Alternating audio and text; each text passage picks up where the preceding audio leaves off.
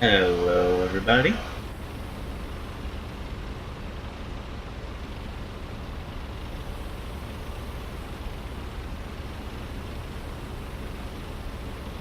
Alrighty, everybody, we're going to be walking through the manual startup of A-10.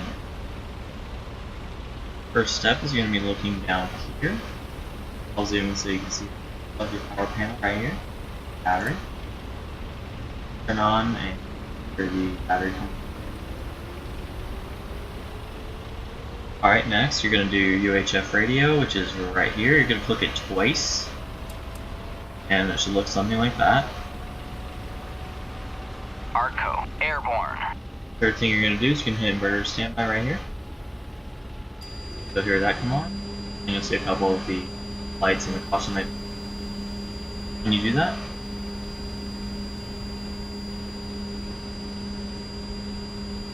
alright, next we're gonna do some tests. We're gonna test the fire detect for lights for these, and for the engines and APU, and the bleed air test. So you're gonna hold down this button and look at these to make sure that they are working properly, as well as the bleed air leak caution light is working. Alright, next we're gonna do the signal lights lamp test.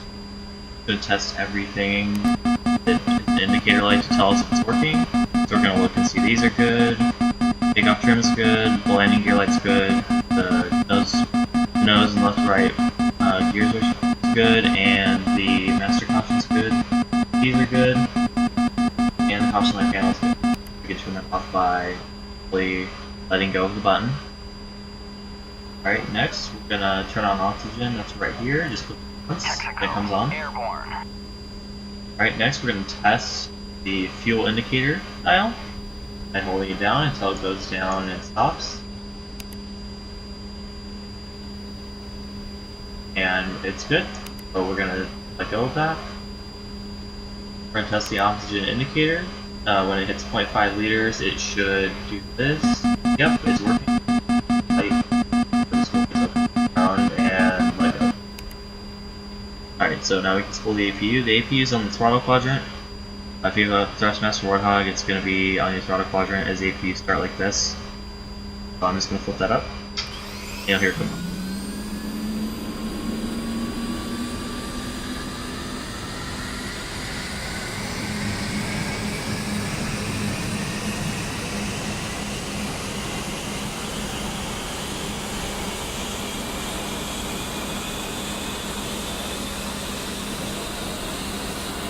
Alright, so our APU dial right here, so we're going to gen power switch so that we aircraft power before we have our engines on. We're going to switch on the CDU and EGI AAP panel. That in a second you'll see this do that. You can leave that alone. I'm moving on to the two radios we want to turn on right now are going to be the two VHF ones, so we're going to double click these to TR this, and that's good. And last thing before we spool engines is we're going to turn on the boost pumps, left, right, main, and wing. Notice those are gone here. So now we can actually, a little side note, you can actually either do your bit test and then spool your engines, or you can spool, but it doesn't really make a difference. But we'll just to save time in general, I like to spool my left engine, and then while my left engine is spooling, I run the test. So we're going to spool our left engine by moving the throttle quadrant back. Moving the throttle quadrant forward to idle detent, and we hear that. It starts moving the percent RPM dial, also your ITT, your temperature dial right here. And your oil pressure is going to increase. You can see fuel flow. So to run the bit test, you want to turn on the Kiku, the JTRS, and the IFFCC to test. So for this, all three you hit at once. You'll see this on the HUD. You can actually skip the bit test by hitting the data rocker down on the UFC to no like I just did, but we want to run it, so we're going to hit enter right there. And it's going to run the test, so we can leave that alone.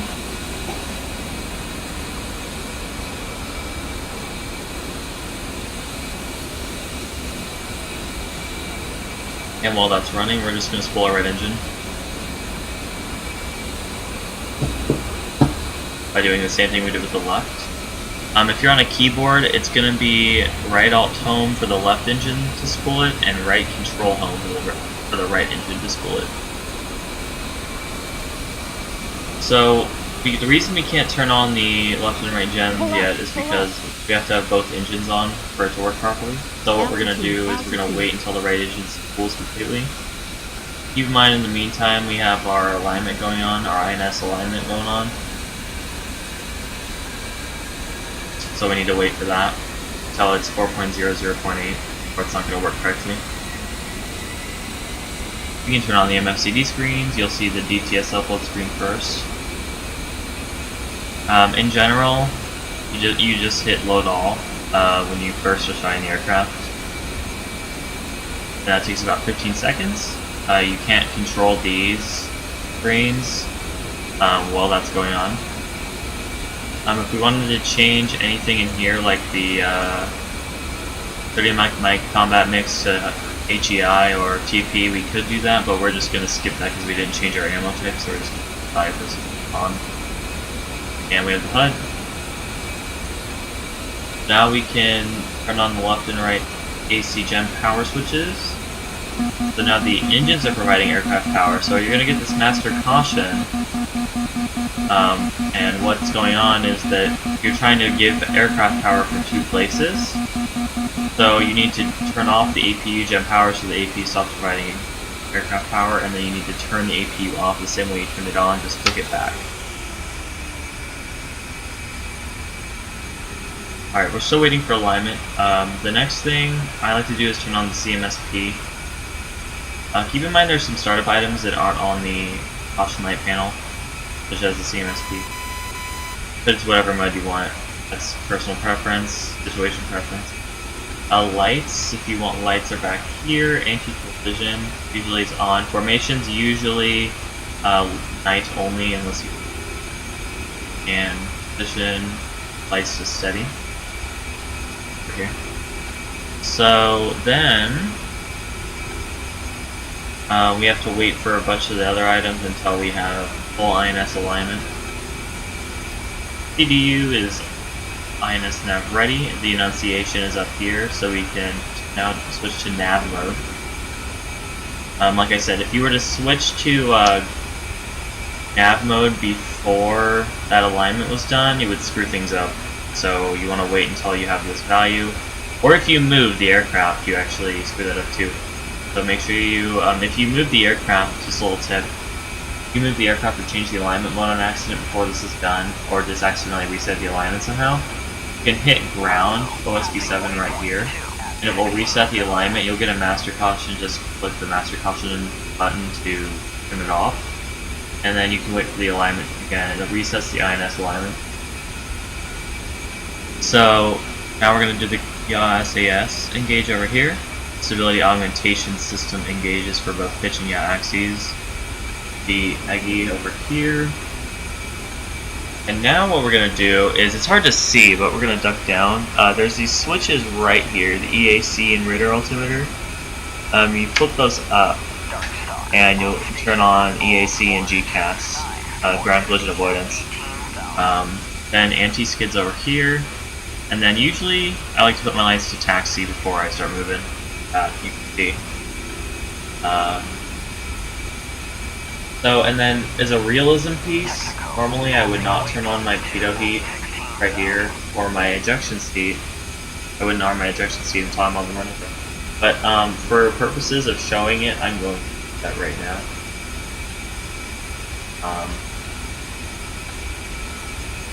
That's pretty much it for the startup, though. So if you have any questions on it, you can comment or send me a message or come on the stream, and I can ask you. You can ask me anything about it. I would be happy to answer it for you. Thank you. Okay, so I'm done with that. So I can highlight that and use it as a video now. So we're going to change the title back. Hey Shiny, sorry I couldn't say anything to your kudos. I appreciate that.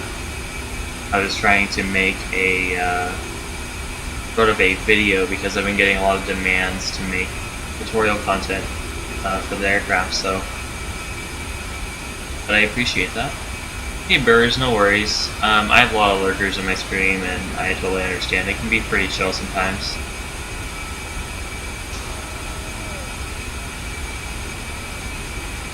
Oh, you didn't interrupt me. No worries. I knew that there would be a couple. I just wanted to kind of do two things at once by doing that.